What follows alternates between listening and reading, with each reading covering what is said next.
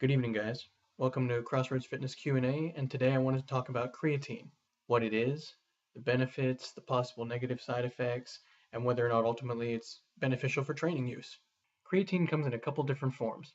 Very typically, you have the monohydrate form, you can get it in a buffered form, you can get it in a hydrolyzed form, but ultimately what it is an assistant in the muscle metabolic process. Within the muscle metabolism, you have chemicals called ATP and CP. ATP is your adenosine triphosphates, while CP is your creatine phosphates.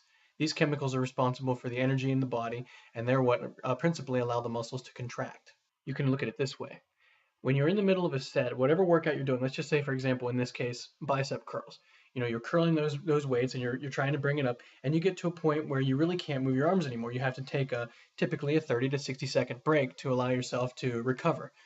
What has happened here is when you're unable to move your arms anymore and you're unable to make that contraction, you've run out of your creatine phosphates. So while you're taking that 30 to 60-second break, your body then can replenish that storage level of your creatine phosphates.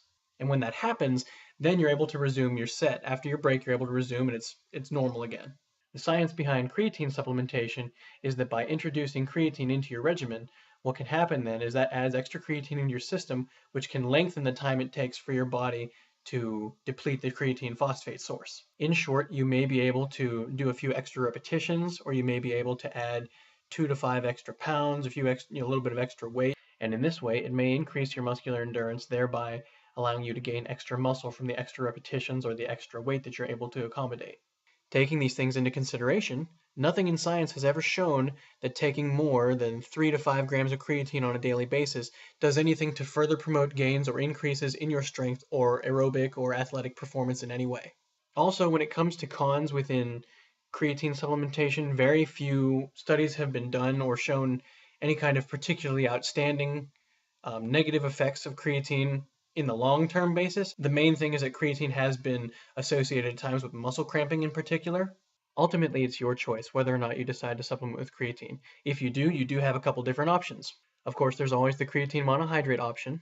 This is the most common and typically inexpensive form of creatine.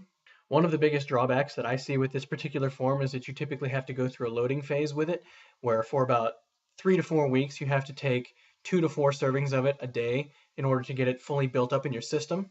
Afterwards, you're able to go through a maintenance phase where you only have to take 1 or 2 servings typically. But again, that is the most commonly used form. You also have buffered forms of creatine, which are meant to be easier on your digestive system. And you also have hydrolyzed forms of creatine, which are meant to be used in typically single doses and may be much easier absorbed in the body.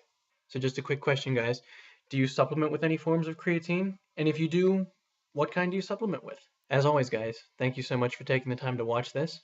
And of course, if you have any questions or topics you'd like me to discuss specifically, feel free to send me a private message or a text message or an email, and I'll be happy to answer it as best I can. Have a great evening, guys.